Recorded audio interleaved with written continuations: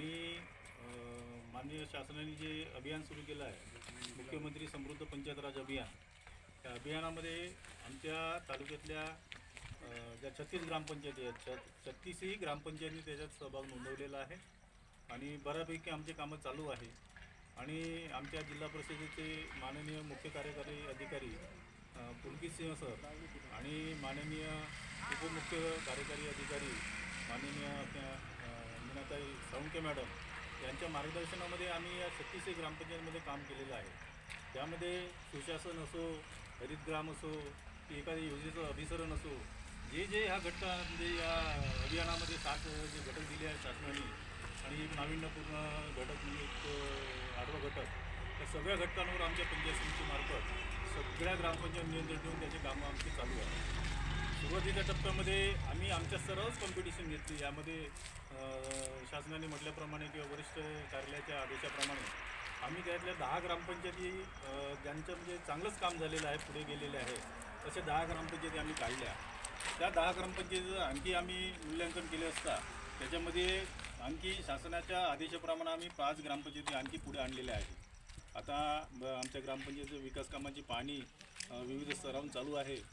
एकंदरीत आमचा तालुका जो आहे जिवती तालुका हा आकांक्षित तालुका आहे. ॲस्पिरेशनल ब्लॉक याला म्हटलं जाते, कारण या ठिकाणी भौगोलिक परिस्थिती एकदम म्हणजे डोंगराळ आहे. त्या तालुक्यामध्ये मॅक्झिमम लोक स्थलांतरित झालेले आहे आणि विकासाचा जो उच्चांक आम्ही गाठायला पाहिजे त्या दृष्टीनं आम्ही आता ते प्रयत्न करत आहोत. गेल्या 4-5 वर्षांमध्ये बऱ्या प्रमाणात आमच्या जिवती तालुक्याचा विकास झालेला आहे.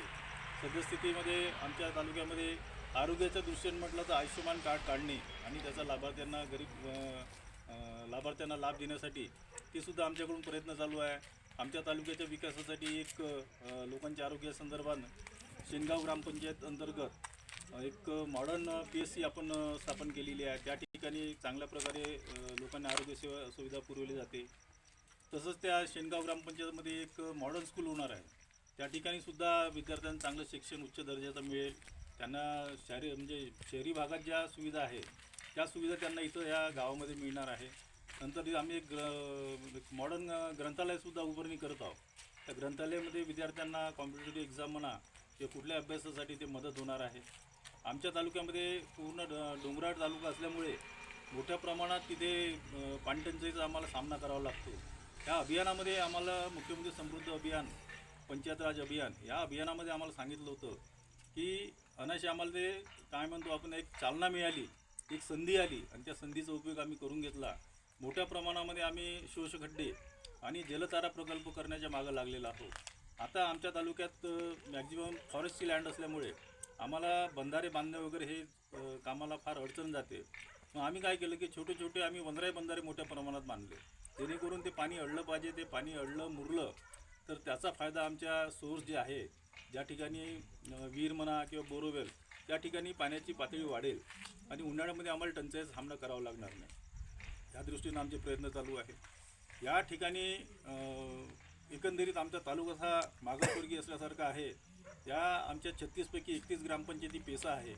यामध्ये नागरिकांसोबत पुरुषांसोबत महिलांनासुद्धा लखपती दिदी करता यावं, त्यांचंसुद्धा आर्थिक उत्पन्न वाढावं यासाठी आम्ही उमेदच्या माध्यमातून उमेद अभियानाच्या माध्यमातून आमच्याकडे 2 प्रभाग संघ आहेत जिवती तालुक्यामध्ये आणि या 2 प्रभाग संघामध्ये प्रत्येकी एकामध्ये 36 आणि एकामध्ये 52 असे ग्रामसंघसुद्धा आहे. आणि या ग्रामसंघाच्या माध्यमातून आम्ही महिलांना रोजगाराची संधी उपलब्ध करून देण्याचा प्रयत्न करत आहोत. यामध्ये आमच्या जिवती तालुक्यामध्ये एक पाहिलं की नैसर्गिकरित्या सीताफळाचं पीक फार मोठे चांगल्या प्रमाणात येते. आमच्या पहाडाच्या खाली जे सीताफळं निघायचे असते त्याच्या 1 महिना पहिले म्हणजे दिवाळीच्या पहिले जिवती तालुक्यात सीताफळ निघतं आणि त्याची क्वालिटीसुद्धा खूप सुंदर आहे. तर त्या सीताफळाचा उपयोग आम्ही आता महिलांच्या बचत गटांना त्यांना आम्ही एक प्रोजेक्ट म्हणजे तयार केलेला आहे. त्याच्यामध्ये त्या सीताफळाचा पल्प करणे, त्याचे कँडी, आईस्क्रीम, जेली वगैरे तयार करून ते मुख्य बाजारपेठेमध्ये विकायचं, जेणेकरून महिलांना त्याचा एक रोजगार निर्माण होईल, त्यांची आर्थिक उन्नती होईल. यामध्ये आम्हाला कधी असा विचार होतो की रॉ मटेरियल सीताफळाचे झाडं जेवढे आहे ते जुने झाडं 1-2 वर्षात कमी होतील तर आम्ही नवीन लावायचं. मग यामध्ये काय केलं आम्ही की नरेगाच्या माध्यमातून योजनेचं अभिसरण केलं. नरेगाच्या मस्टर वगैरे आपण जे नरेगातून काढतो तर ते त्याच्यामध्ये आम्ही ते बचत गटातल्या महिलांच्या घरचे त्यांच्या शेतामध्ये त्यांच्या जॉब कार्डवर तिथं आम्ही ते लावून घेत आहोत. म्हणजे काही ठिकाणी आम्ही धुऱ्यावर लावतो, काही ठिकाणी वैयक्तिक क्षेत्रामध्ये अर्धा एकर पाव एकर अशा जागेत लावतो. म्हणजे भविष्यात ते सीताफळाची आम्हाला टंचाई गेली नाही पाहिजे आणि त्याचं प्रोडक्शन वाढलं पाहिजे. मोठ्या प्रमाणात त्याचा आम्ही फायदा महिलांना करून देऊ शकतो. याच माध्यमातून माझं नुकतंच ते अंबुजा फाउंडेशन आहे ते गडचंदूरला. अंबुजा फाउंडेशनशी बोलणं झालं की त्यांनी असं म्हटलं की मी म्हटलं त्यांना की तुमची डीलरशिप आमच्या प्रभाग संघानं द्या. त्यांनी ते मान्य केलं आणि त्याच्यावर आमची चर्चा चालू आहे.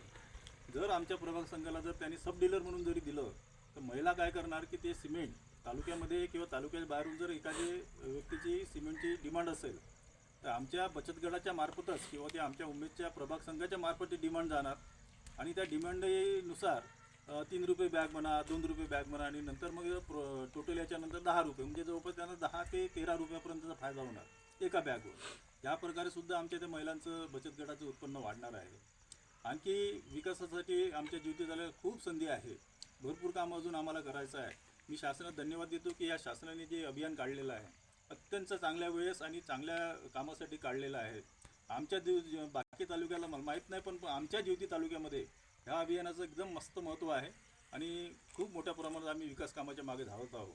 आणि या अभियानामध्ये या कालावधीमध्ये आमच्या ज्योती तालुक्यातल्या सर्व ग्रामपंचायता ते स्पर्धेमध्ये असो स्पर्धेमध्ये नसो सगळ्या आमच्या 36 ग्रामपंचायतमध्ये याचा चांगला प्रभाव दिसून येणार आहे. आणि आमचे सगळ्या ग्रामपंचायत स्तरावर सहकारी मित्र कर्मचारी मित्र यांच्या माध्यमातून चांगले काम चालू आहे.